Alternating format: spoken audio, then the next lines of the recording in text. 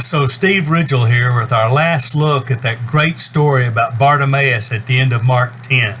Bartimaeus is the blind beggar who hears Jesus coming down the road and screams for Jesus to have mercy on him. And he's yelling and getting Jesus' attention. And some people are telling him to sit down, be quiet. And then Jesus says, call him. And then all of a sudden they're cheering for him and saying, go to him, he wants you. And he goes and Jesus says, so what do you want me to do for you? He tells him, I want to see.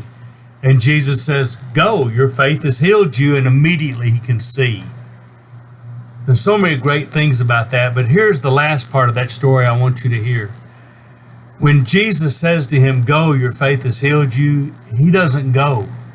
He regains his sight. He gets his sight, but instead of leaving, he follows Jesus down the road. There are three things I'd like you to take from that part of the story.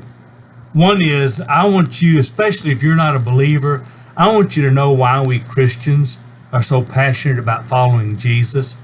It is because of what he's done for us.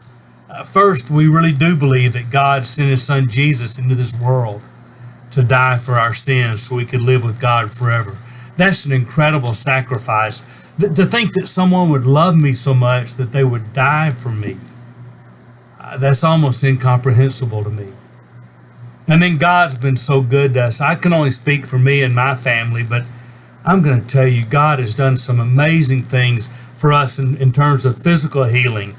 And boy, there have been times when we really were up against it in some circumstances in this world, and God used people or gave us things, and we always had enough to eat and always had a roof over our head. And God's been really good to us. And boy, that's without even getting into the forgiveness and the restoration and the spiritual healings God has given to us. So I want to tell you, if you're not a Christian, man, I'm going to tell you, we'd love to sit down and tell you what God's done for us, what he can do for you. And if you are a Christian, I want you to remember one reason you follow Jesus is because of the amazing things he has done for you. And number two, he followed Jesus down the road. You know where that road ended in this world, don't you? At the cross. If you want to really follow Jesus, you will always end up at the cross where Jesus died for our sins. It's where if you want to follow Jesus, you decide to be crucified with him. It's when you're baptized into his death, buried with him in baptism to rise in a new life. Old us gone, new us living for Jesus. And the third thing I'd like you to remember, when you follow Jesus down the road, that road does not end at the cross. It doesn't even end in this world. It doesn't end in this life. Jesus, when he was resurrected, defeated death.